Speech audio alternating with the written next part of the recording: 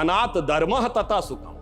धन वही सुख का कारक होता है जो धर्म के मार्ग से व्यय होता है। एक दौर था मान्यवर जब भारत की अर्थव्यवस्था का मजाक उड़ाया जाता था। क्या कहा जाता था? ये 2% से ऊपर कभी ग्रो ही नहीं कर सकते। इसको कहा जाता this is a Hindu growth rate. मगर जब से हम लोग आए हैं अब ये 7.8% की हिंदुत्व की ग्रोथ रेट है, क्योंकि अब वो लोग आए हैं जो हिंदुत्व में विश्वास करते हैं। सुमति कुमति सबके उड़ रही, नाथ पुराण निगम यह कहीं, जहां सुमति तहां संपत्ति नाना, जहां कुमति तहां विपत्ति निधान। हम सब चाहते हैं कि भारत वर्ल्ड की नंबर 1 की इकोनॉमी बने और मां लक्ष्मी की कृपा इस देश पे बनी रहे, पर मां लक्ष्मी भी कमल पर ही विराजती। हमें इल्जाम मत दीजिए, बहुत अफसोस होता है, बड़ी तरकीब से कश्ती यहां तक लेके आए हैं, बदल देते हैं हम दरिया की लहरें अपनी हिम्मत से, आंधियों में भी अक्सर चिराग हमने। जैसे ही राम मंदिर का आंदोलन शुरू हुआ, अर्थव्यवस्था के अंदर भी नया परिवर्तन शुरू हुआ।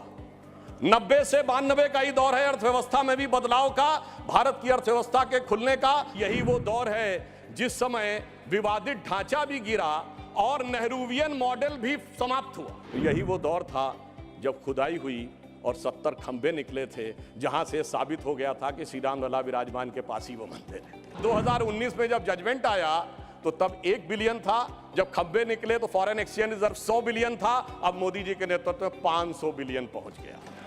अब जब राम मंदिर बनने जा रहा है तो हम 5वीं बड़ी अर्थव्यवस्था है, 4थे बड़े स्टॉक एक्सचेंज है, 3रे बड़े ऑटोमोबाइल मैन्युफैक्चरर हैं, 2रे बड़े मोबाइल के मैन्युफैक्चरर हैं, इंफ्रास्ट्रक्चर में इन्वेस्ट करने वाले हम नंबर 1 के देश हैं। 91 की दिवाली थी, एक वो भी दिवाली थी जब उजड़ा हुआ गुलशन था, रोता हुआ माली था। एक ये भी दिवाली है जब महका हुआ गुलशन है और ज्योत निराली है। एक वो भी दिवाली थी, एक ये भी दिवाली। स्वप्न देखा था कभी वो आज हर धड़कन में है, एक नया भारत बनाने का इरादा मन में है और बढ़ रहे हैं हम प्रगति की ओर उस रफ्तार से, कर रहा है विश्व भी हमको नमन उस पार। देश के आर्थिक विषय के ऊपर विचार करने के लिए इस सदन में एकत्र हैं और मैं आशा करता हूं कि अर्थ के इस विषय के ऊपर सार्थक चर्चा से कोई सार्थक निष्कर्ष हम निकालने में सफल होंगे और व्यर्थ की बातों से बचने का प्रयास करेंगे। यह भी एक सत्य है कि आज विश्व की अर्थव्यवस्था वैश्विक है। आज कोविड के समाप्त होने के बाद और विश्व के कुछ हिस्सों में युद्ध के कारण वैश्विक अर्थव्यवस्था की जो स्थिति है, क्योंकि आज स्वाभाविक रूप से कोई देश ये नहीं कह सकता कि हमारे ऊपर कोई प्रभाव नहीं पड़ता, कुछ भी दुनिया में होता रहे। मेरे विचार से उस संदर्भ में हम भारत की अर्थव्यवस्था के बारे में विचार करेंगे तो हमें अधिक बेहतर और सार्थक पक्ष नजर आएगा। मैं अपने सम्मानित सदस्यों का ध्यान आकर्षित करना चाहता हूं कि इस समय जो ग्रोथ रेट अवेलेबल है, जिसका सोर्स है IMF वर्ल्ड इकोनॉमिक फोरम अक्टूबर 2013।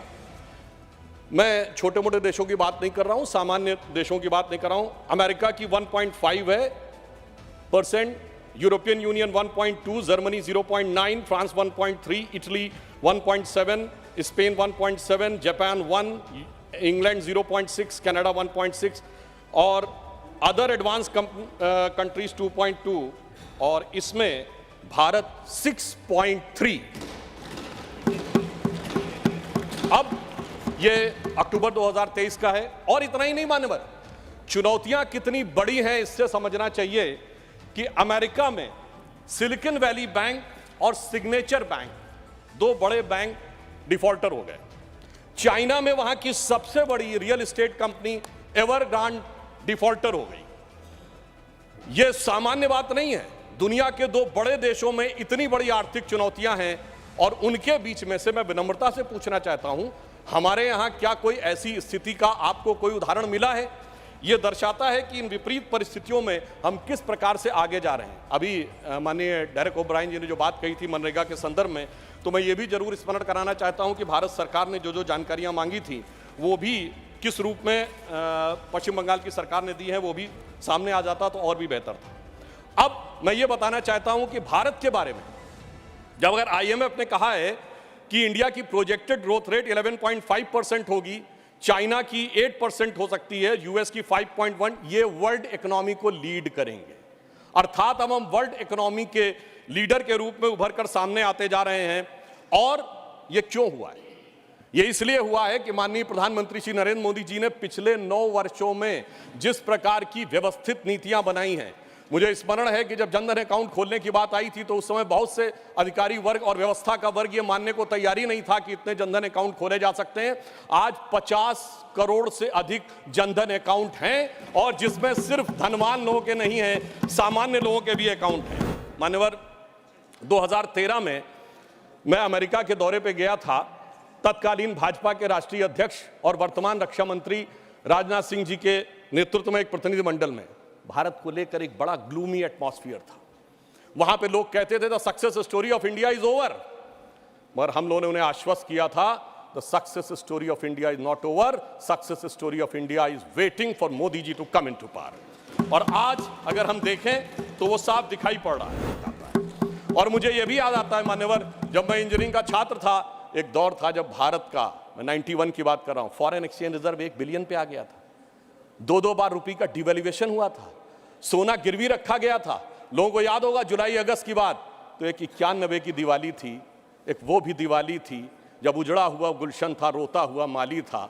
एक ये भी दिवाली है जब महका हुआ गुलशन है और ज्योत निराली है, एक वो भी दिवाली थी, एक ये भी दिवाली है। अब मैं यह भी कहना चाहता हूं कि अगर हम केवल कुछ आंकड़ों को देख लें कि हमारे बारे में दुनिया के जो बड़े बड़े आर्थिक विशेषज्ञ हैं वो क्या कह रहे हैं। स्टैंडर्ड्स एंड पुअर कहता है as China's economy slowing the main engine of growth in Asia Pacific move away from the world second largest economy to South Asia and South East Asia and Indian economy is expected to power ahead the next years of leading growth in the region. Morgan Stanley अपनी report में कहता है, जो पहले कहता था, the famous Morgan Stanley report in January 2014, जिसमें उसने कहा था कि India has fallen into fragile 5। और the same Morgan and Stanley in October 2013 कहता है, describes India at its most preferred emerging market and increase its overweight stance in Indian equities. यानी वही जो कहता था कि हमारी अर्थव्यवस्था डूबने के कगार पे है, वो अर्थव्यवस्था अब हमारी उभरने के कगार पे उभरती हुई दिखाई पड़ रही है। Global economy is getting weaker and there are only a few bright spots such as US and India, says chief economist of the World Bank. A working paper released in April 2023 says, stacking up the benefits lessons from the Indian digital journey। इसका मुख्य कारण उन्होंने बताया है कि प्रधानमंत्री श्री मोदी जी के नेतृत्व में जो डिजिटल ट्रांसफॉर्मेशन हुआ है उसने भारत को एक नए स्वरूप में पहुंचाया है। और इसीलिए ये कहा है आईएमएफ ने कि इंडिया एक फास्टेस्ट ग्रोइंग इकोनॉमी के रूप में आगे बढ़ रहा है। और यही वो दौर है जिस समय विवादित ढांचा भी गिरा और नेहरूवियन मॉडल भी समाप्त हुआ। यानी अगर आप देखें तो वो दौर था जब फॉरेन एक्सचेंज रिजर्व भी 1 बिलियन पे था। परंतु मैं ये याद दिलाना चाहता हूं, कुछ लोग लगेगा ये तुलना है क्या, तो मैं ये भी याद दिलाना चाहता हूं, उसके बाद एक बड़ा दौर आया जब 2003-4 में, आप याद करिए, हम करंट अकाउंट सरप्लस कंट्री बने। 2003-4 के चौथे क्वार्टर में हम सबसे तेजी से बढ़ने वाली अर्थव्यवस्था हुई और इंडिया सक्सेस स्टोरी 2003-4 में कही जाने लगी। यही वो दौर था जब खुदाई हुई और 70 खंबे निकले थे, जहां से साबित हो गया था कि श्री राम लला विराजमान के पास ही वो मंदिर है।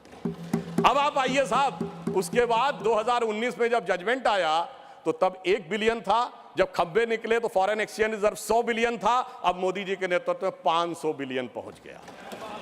और इतना ही नहीं मान्यवर, अब जब राम मंदिर बनने जा रहा है तो हम 5वीं बड़ी अर्थव्यवस्था है, चौथे बड़े स्टॉक एक्सचेंज है, तीसरे बड़े ऑटोमोबाइल मैन्युफैक्चरर हैं, दूसरे बड़े मोबाइल के मैन्युफैक्चरर हैं, इंफ्रास्ट्रक्चर में इन्वेस्ट करने वाले हम नंबर 1 के देश हैं और चांद के छूते कोने को छूने वाले देश भी बन गए हैं। और अब अगर आप देखें तो हम G20 में सबसे ऊपर बढ़ते चले जा रहे हैं। यह कह के मैं सिर्फ ये बताना चाहता हूं, कुछ ऐसे संयोग होते हैं जिनको देखने के लिए एक अलग दृष्टि चाहिए, जिसके लिए रामचरितमानस में एक चौपाई है कि सुमति कुमति सबके उर रही, यानी अच्छी मति और बुरी मति सबके मन में रहती है। नाथ पुराण निगम यह कहीं, ये पुराण और उपनिषद ये बताते हैं, और जहां सुमति तहां संपत्ति नाना, जहां कुमति तहां विपत्ति निधाना। तो इसलिए जो जो हम धनात धर्मात तथा सुखम की दृष्टि के साथ संपत्ति बढ़ते गए, वहां इस देश में संपत्ति आती गई। On the lighter note and on the serious note मैं ये भी कहना चाहूंगा, हम सब चाहते हैं कि भारत वर्ल्ड की नंबर 1 की इकोनॉमी बने और मां लक्ष्मी की कृपा इस देश पे बनी रहे, पर मां लक्ष्मी भी कमल पर ही विराजती हैं। और मैं अंत में यह कहना चाहता हूं कि इस बात को भली भांति समझ लीजिए, आप जितने आरोप प्रत्यारोप मोदी जी के ऊपर लगाते हैं, आप देखिए पूरी दुनिया में एक सुनामी आई हुई है। चाइना, अमेरिका जैसे देश जूझ रहे हैं। ब्रिटेन में यह कहा जाता है कि जब जाड़े का मौसम आ गया है कि they have hardly money either to heat और टू ईट, यानी या तो खा लो या बिजली का बिल पेमेंट कर लो।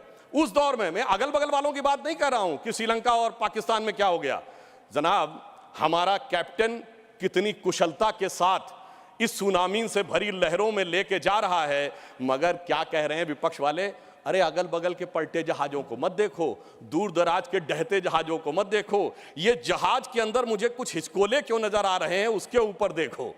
तो मैं उनके लिए कहना चाहूंगा अपनी सरकार की तरफ से, और देखिए ये भी एक संयोग है, जब मैंने राम मंदिर की बात कही, संयोग से इस समय हमारी वित्त मंत्री जी के नाम में भी सीता भी है, रमण भी है और निर्मल भी है, यानी नई दिशा में आगे बढ़ रहे हैं। तो हम मोदी जी की तरफ से आपको एक लाइन कहना चाहेंगे अर्थव्यवस्था पे, जो आप लोग कहते हैं कि हमें इल्जाम मत दीजिए, बहुत अफसोस होता है। हमें इल्जाम मत दीजिए, बहुत अफसोस होता है।